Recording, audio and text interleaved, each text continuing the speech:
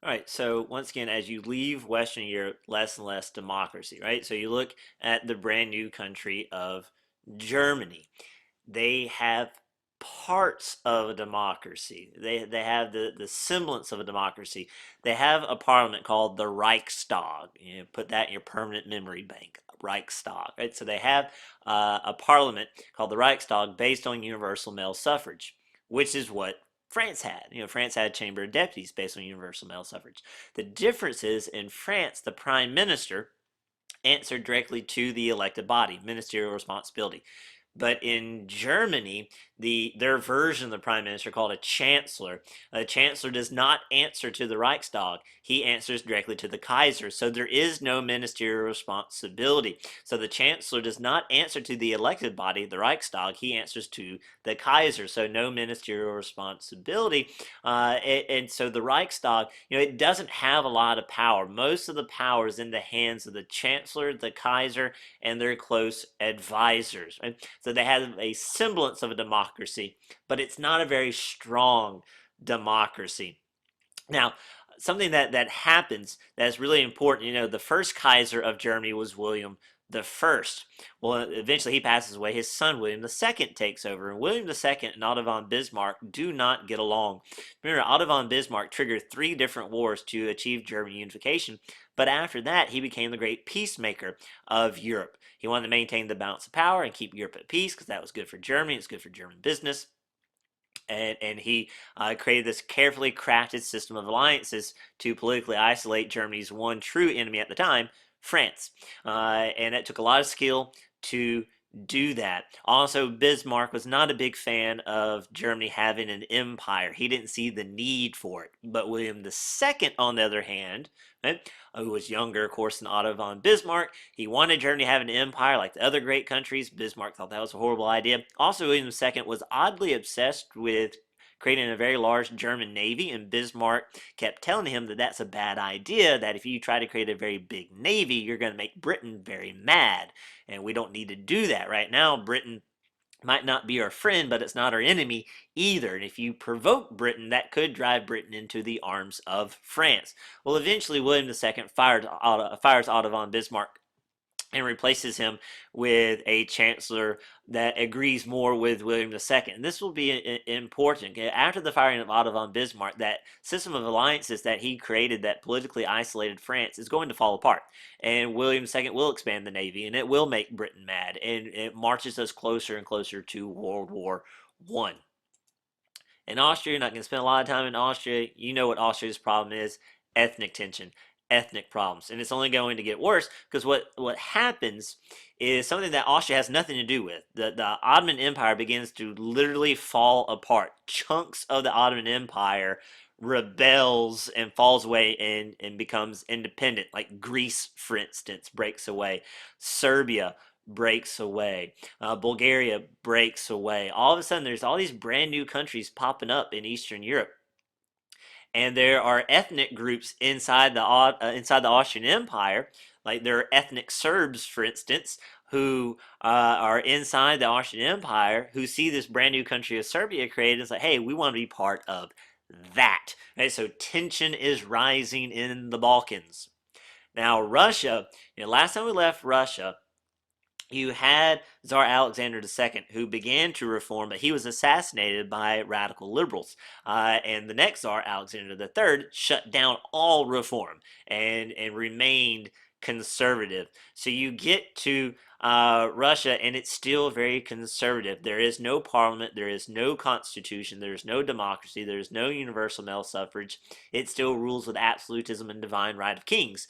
But then industrialization finally gets to Russia, and it creates all those problems that we're very familiar with the unsafe working conditions and low pay. But the workers have no way to fix it because there is no parliament to represent them. So the only way they can get anything done is if they ask the czar for help. Right? So they industrialize, and it creates all those problems, but the workers have no power to make anything better. So they decide, let's talk to Tsar Nicholas II.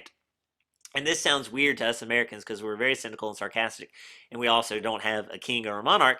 But the Russian people viewed the Tsar as the father of the country. And there was this real idea, if the Tsar only knew how bad we had it, he will help us. Right? So what happens is workers gather together and they write a list of grievances, problems, and they want to present this list to the Tsar. So these workers, led by priest, right? So this is a peaceful protest, right? It's going to be a peaceful march of workers led by priests or even women and children in the crowd.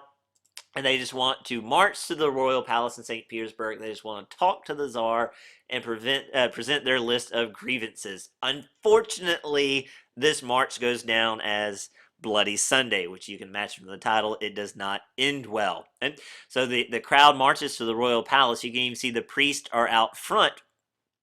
And this is a peaceful protest. The crowd is unarmed. It's led by priests. There are women and children in the crowd.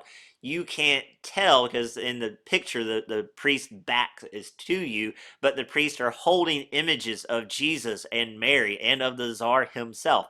They march to the royal palace. They are stopped by the palace guard. They are told to disband. They refuse to disband. They demand to see the Tsar. What they don't know is that Tsar's not even in the palace at that day. He's not even in the city that day. And for reasons that are unclear, the royal guard opens up fire on the peaceful crowd. You can see that gentleman there holding a picture of Christ, that child there holding a picture of the Tsar. And so the palace guard opened fire on this crowd of men, women, children, and unarmed priests holding pictures of Jesus. And as you can imagine, when word spreads throughout Russia about what has happened, it does not go over very well, and what started as a peaceful protest turns violent. And all across Russia, workers begin to go on strike, and there is a threat of revolution. Remember, there are far more workers and farmers than there are rich people, boyars and czar, right? And so to calm the people down, the czar agrees to create a legislative assembly called the Duma. And it works. With the announcement of the creation of the Duma, right, the strikes stop, they go back to work, things calm down. But once the Duma is created, the Tsar largely ignores the Duma, and it has very, very, very little power, which is a shame. This was the Tsar's chance to truly reform. What we'll learn later on is because he stubbornly refused to reform, eventually Tsar Nicholas II and his entire family will be executed in a Russian revolution. The communists are actually going to take over. Told you communism would be a big deal. Now we're going to shift gears. We're going to hop over the Atlantic to the United States. What were we doing during this time period? Where we were busy becoming the richest country on the planet. That's what we were doing. Because remember, everything industry needs, America has. We have the natural resources. We have the population. We have the labor force. We have the markets. We've got it. And we're also getting bigger. Right? We buy Alaska from Russia, fair and square, which at first, Americans were angry that our government spent money buying Alaska because it was all that was worthless. Why would we buy Alaska? There's nothing there but like snow and polar bears. This is stupid. But then we discovered gold in Alaska, and we're like, this was genius. And then eventually we discovered oil as well. We're like, this is fantastic, right? Woohoo, go America. So we buy Alaska fair and square. We invade Hawaii. Hawaii was an independent country. And what happened is Americans began to move to this foreign country of Hawaii and open up sugarcane plantations. There's a lot of money to be had in sugar. Everybody loves sugar. But what happened is you had these Americans owning sugarcane plantations in this foreign country of Hawaii. Right? And since the sugar, right, that came from Hawaii being shipped to the United States, it came from a foreign country, Hawaii, it had an extra tax placed on it. So these rich Americans who own these sugarcane plantations started thinking to themselves, it'd be awesome if Hawaii wasn't a foreign country ruled by a queen. They had a monarchy.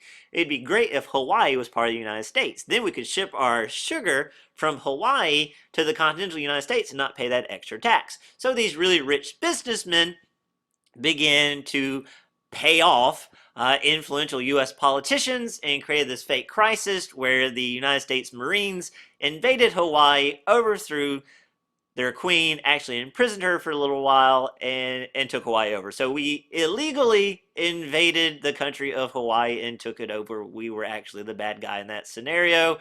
Then we also fought something called the Spanish American War. Now, one reason why we fought the Spanish American War was just to prove that we could win a war to defeat a traditional European power. Even though Spain was a shadow of its former self, it was still a big deal for us, right? And we won easily. We whooped them, and it was great. And out of that war, we get Guam, Puerto Rico, and the Philippines from Spain. Now, the Philippines, that's the tricky one, right? Because when we went to war with Spain, the Philippines was already at war with Spain. The Filipino people were fighting for independence against the Spanish Empire, and we were rooting for the Filipino people. We criticized Spain for the way they were treating the Filipino people during the Filipino-Spanish War. Like, you're a horrible people, Spain. You shouldn't do that. You're jerks, right? And then we end up going to war with Spain as well. And the Filipino people are happy, like, hey, America's fighting against Spain as well. And we're like, don't worry, Philippines, we're going to help you get your independence from the evil Spanish. And then we defeat Spain, right? And then we ended up buying the Philippines from Spain.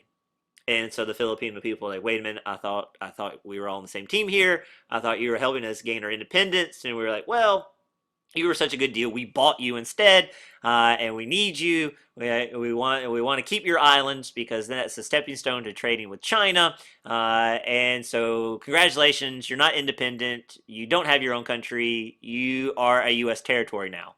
And the Filipino people began to fight against us because we were the bad guys in this scenario, and we began to do the very things that the Spanish did that we criticized them for. But it's okay when we do it because we're America? Question mark.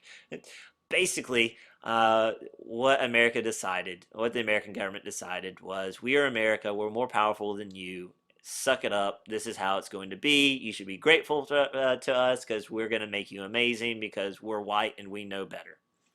This was a time period, and we'll talk about it in another video. This is a time period of social Darwinism that said certain races were superior than other races, and since the U.S. government was ran by white dudes, they just assumed that they were better than the Philippines, and so we bought them, even though we promised to give them independence. We lied, we cheated, basically, and bought them instead.